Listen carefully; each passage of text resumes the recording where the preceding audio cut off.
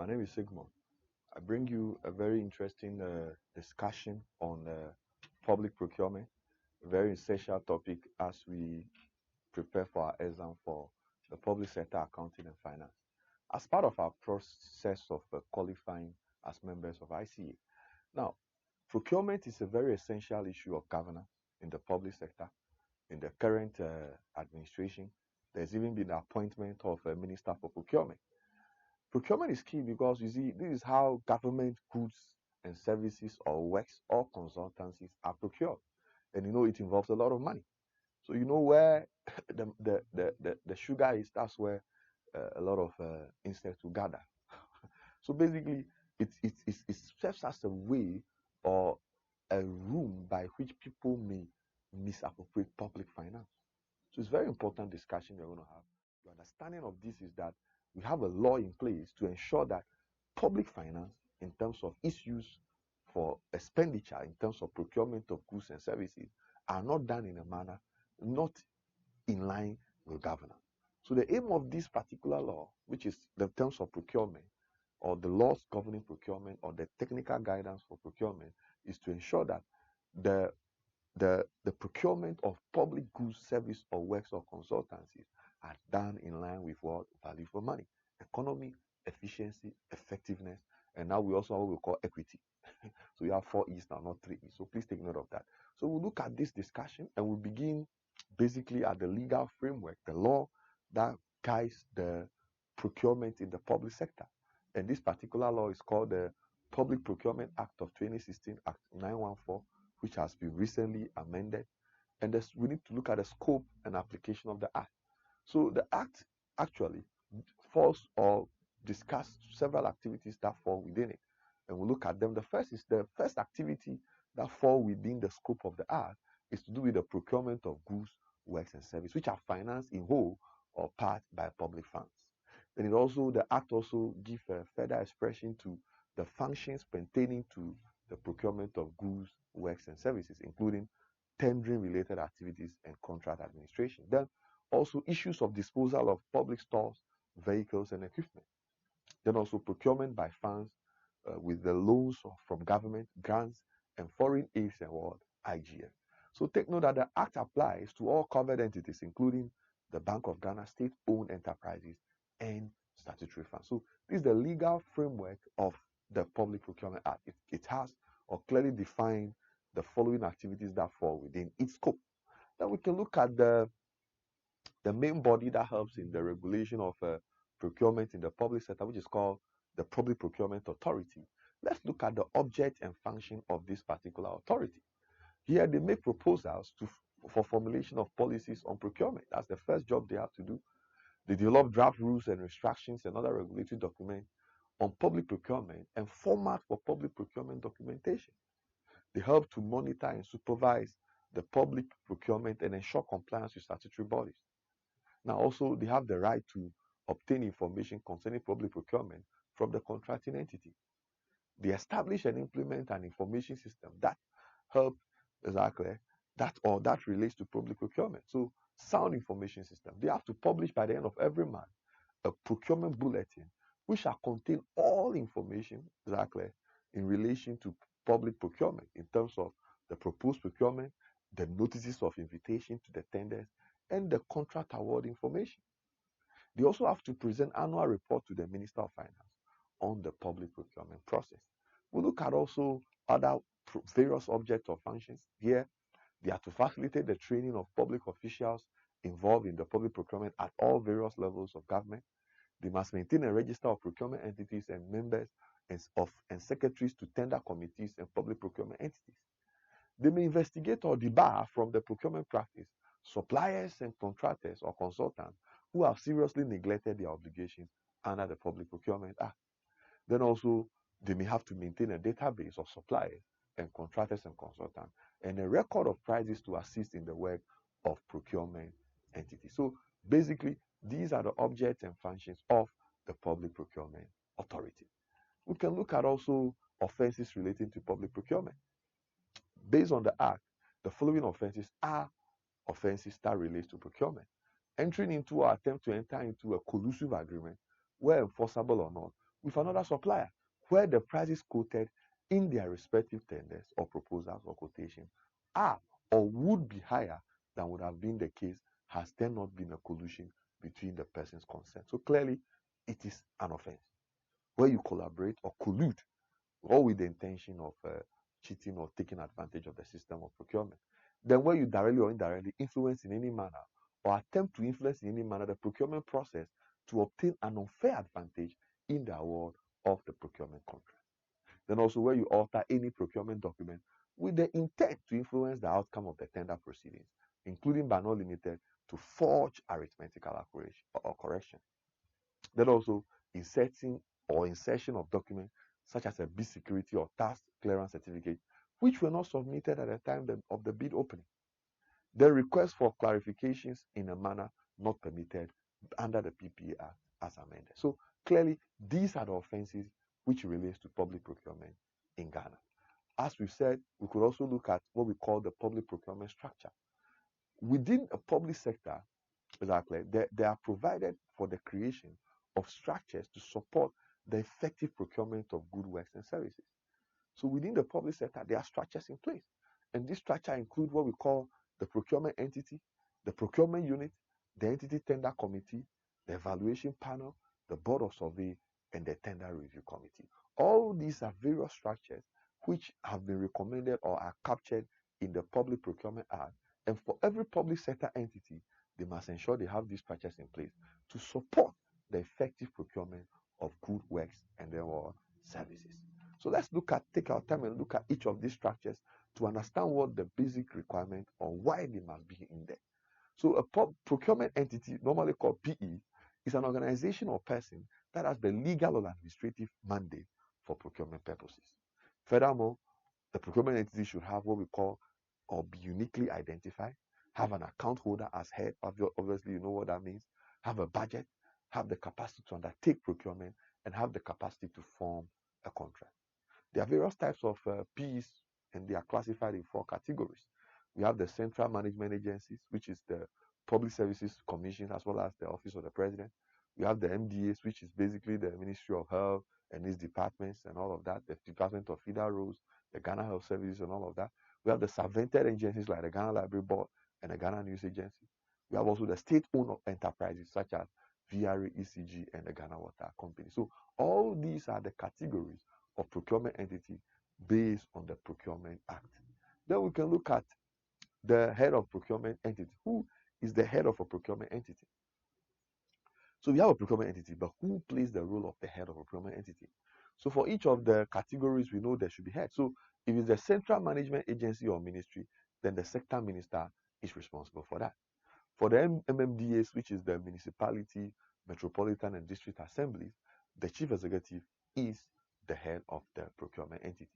For subvented agencies, we have the DGs or the director general, or alternatively the CEOs or chief executives becomes the ones in charge of the procurement entity head. Then also the state-owned enterprises, the CEO, obviously. For the regional coordinating council, it will obviously be the regional minister heading the procurement entity. Then what are the functions of the head of the procurement entity? The head is to ensure that they establish within the entity a procurement unit which is staffed with qualified procurement personnel and ensure that they empanel competent and qualified evaluation panels. They must ensure that at each stage of the procurement activity, procedures are prescribed and followed in line with the Act. Then it will ensure that stores, vehicles, equipment are disposed in compliance with the Act.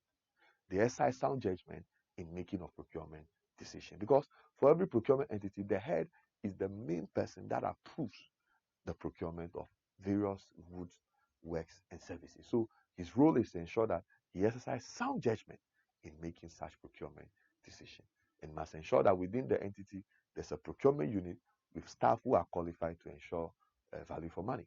Then he has to ensure that he empanel competent and qualified evaluation panels to ensure that each particular contract package is well considered, and ensure that at each stage of the activity, procedures are prescribed and followed through to the end. They should ensure that when it comes to disposal of stores, vehicles, and equipment, is done in line with the Act. Let's look at what we call procurement unit. So we saw procurement entity. We have also the public procurement unit, which we've already said the procurement entity head must ensure that he puts in place a procurement unit and ensure they are well staffed and make sure that they help in the execution of the procurement process. So each procurement entity has a procurement unit with a responsibility for managing all procurement activities of the entity, subject to the approval of the tender committee as well as the tender review board where required. Now, the procurement unit should be staffed with professional procurement staff who are skilled in procurement activities. The size and structure will be influenced by their grade of staff and also the workload of the entity. The head of the procurement unit acts as a secretary to the tender committee in order to provide technical guidance and clarify submissions and facilitate the implementation of the committee's decision. So please take note of that. The head of this unit will clearly be a secretary to the tender committee to help them in providing technical guidance, clarify submissions, and facilitate the implementation of the committee's decision. So please take note of that. We look at the other issues, which is what we call the entity tender committees. And what is the role of this particular structure within the public sector? This body within an entity with the responsibility for planning, processing, and generally making the procurement decision and ensuring compliance with the Procurement Act. Now, what is their function extensively? Let's look at it. Number one is that they ensure that at each stage of the procurement process is followed through. Now, they should ensure that works fall within the threshold established by the law. Then they should ensure sound judgment in their decision. They review the procurement above its threshold that has been duly approved by the procurement unit and evaluated by the panel, and also seek concurrent approval from the Central Tender Committee.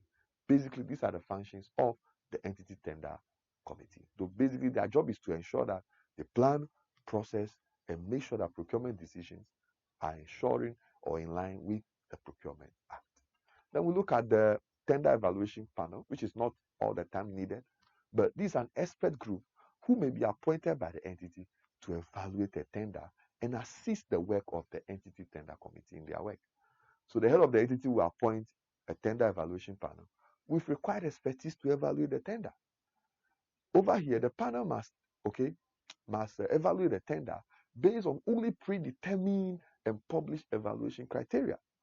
So they shall be an ad hoc committee and not more than 5 members, constituted for a specific procurement package. So it's not all particular procurement that may require a tender evaluation panel. So this particular ad hoc committee is constituted for specific procurement or package. Members of the procurement unit may be appointed or may be part of this particular panel, but their role will only be in the form of advisory. The members who are appointed to this tender evaluation panel must possess the knowledge and skill relevant to the procurement entity. And for their recommendation for awards of contract shall be made solely on the basis of information and evaluation criteria which has been provided in the tender document and without recourse to any extrinsic evidence or influenced by personal or political preference. So please take note of that. The tender evaluation panel is an ad hoc body or committee put together to further evaluate a procurement package. Take note of these as we move to the next discussion. So the next one is the tender review committee. And what is their role? The review committee is to review the activities carried out by the particular procurement at each step of the procurement cycle to ensure that there's compliance with the law, instruction, and guidance. They give concurrent approval or otherwise to enable the procurement entity continue with their procurement process. Then also they review the decision of the head of the entity in respect of complaints. Take note of that. So usually the tender review committee of the MDA is the Central Tender Review Committee, and usually they are appointed by the Minister of Finance in consultation with the PP. For the MMDAs, which is the Municipality, Metropolitan and District Assemblies, the tender review committees are appointed by the regional minister in consultation with the Minister of Finance. So their job is to review the activities that has been carried throughout the procurement steps and give concurrent approval, otherwise to enable the procurement entity continue with their process. And for the various procurement entities, they help to review the decisions anytime a complaint is made by somebody in respect of the procurement process. We look at the next one, which is the procurement rules. So for every procurement entity, there should be rules. For the public procurement entity, there should be rules. So what are the rules? So the Public Procurement Act makes specific rules of procurement on several issues. But for the purpose of our examination, we shall focus on only the following. We shall look at what we mean by procurement plan, the qualification of tenders, the suspension of suppliers or consultants, the pre-qualification proceedings and decisions, and then also how we can cancel procurement decisions as well as reject tenders and proposals. So let's move fast into this discussion. What is a procurement plan? An entity shall prepare a procurement plan to support the approved program and plan for the year. Over here, this plan shall indicate the contract package description or lots, the estimated cost for each package, the procurement methods that has been approved and needed, the process or processing steps and time that will be required. Now, a procurement plan must be submitted by the entity to the entity's tender committee for approval not later than 1 month to the end of the financial year. So procurement plan must be updated after the budget approval, exactly, and every quarter submitted to the entity tender committee as well. And the approved procurement plan shall be posted on the website of the Public Procurement Authority. So for every establishment, there should be a procurement plan. The plan in place should contain all contracts that the entity may award within the year, the estimated cost of each of them, the methods that you want to use, and the processes and steps and the time you are going to use. So as we've said here, this particular plan must be submitted to the entity tender committee for approval not later than 1 month to the end of the year. And obviously, all the plans should be updated once the budget is approved. And we said that this approved procurement plan should be posted on the website of the Public Procurement Authority. Let's look at the qualification of tenderers. So, what are the qualifications of somebody who is tendering for a procurement or to supply goods, works, and services for a public sector entity? There should be various qualifications. Not everyone who can participate in that. So the person must possess the necessary professional, technical, and environmental, okay, and then capabilities such as managerial reliability, which is experience and reputation, as well as resources. So he must have a legal capacity to enter into contract. Obviously, they should be solvent and not be in receivership or bankrupt. They must meet ethical and other applicable standards applicable in the country. They must have fulfilled all their obligations such as payment of tax and social contribution and any paid compensation due for damage caused to property by pollution. They have directors who have no criminal records or have been disqualified by administrative suspension or debarment. Then they must also make sure that they meet other objectively justifiable criteria which has been set by the procurement entity, which is not discriminating. Take note of that. So these are the qualifications that must be met by a tenderer. So whoever is tendering must ensure that they subject themselves to this requirement and meet it to the latter. Let's look at what we call pre-qualification of tenderers. So it is always the case that when we want to put out the procurement structure, we should ensure that we put in place a structure to ensure that tenderers are pre-qualified before their final submission of tender. So it's the identification of tenders who have qualified prior to the submission of tender. The procurement entity must supply a set of pre-qualification documents to suppliers or contractors as a fee. So take note of that. Now, the procurement entity must notify each of the contractors or after the applying whether it has been pre-qualified and should make available to any member or the general public on request. So every public procurement entity or procurement entity must be ready to make available to the public. They are what we call pre-qualified tenderers, people who they have applied and have been certified as tenderers for a public sector entity.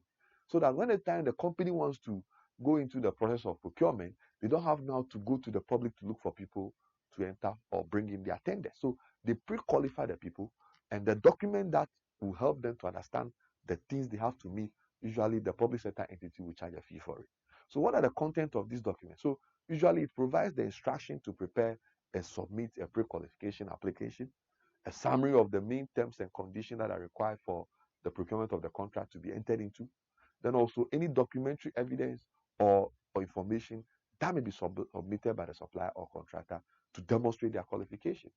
Then we also have the manner and place of the submission of the application to pre-qualify and the deadline for the submission expressed as specific date and the time which allows for sufficient time for the supplier and contractor to prepare and submit the application, taking into account the reasonable need to the entity.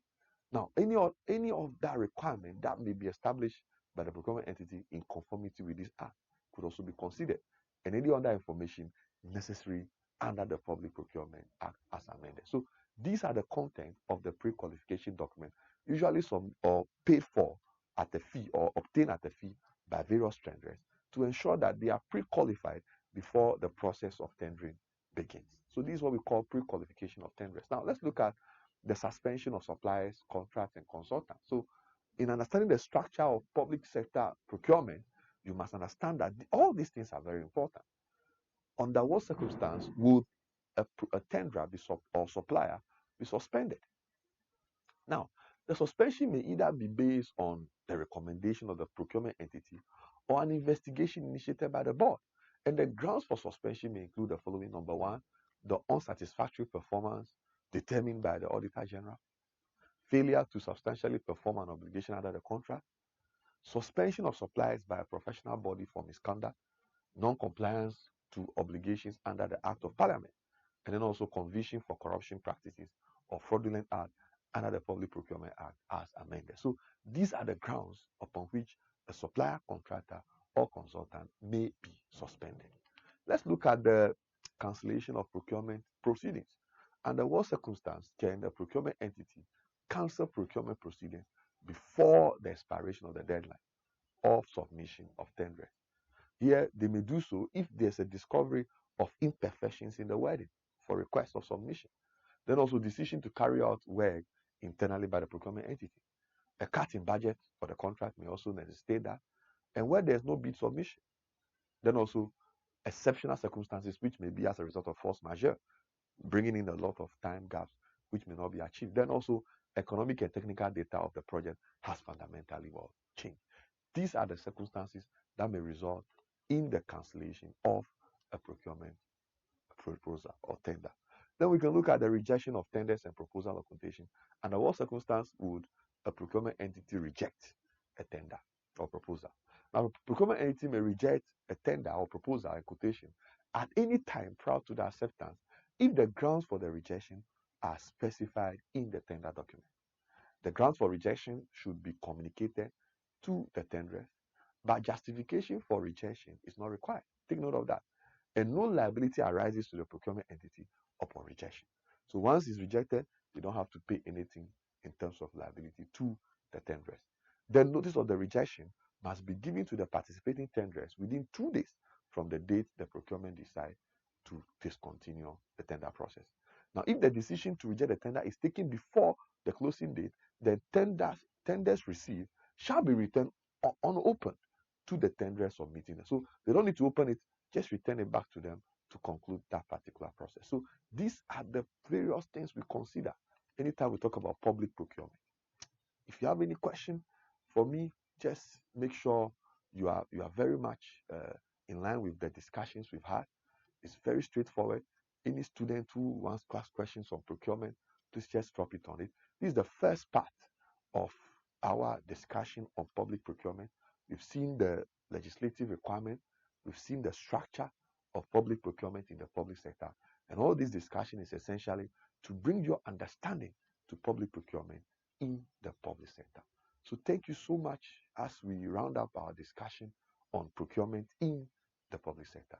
So thank you so much as we round up. If there's any question or suggestion, you can always drop it on our various platforms as we round up. Thank you so much and see you in the next session.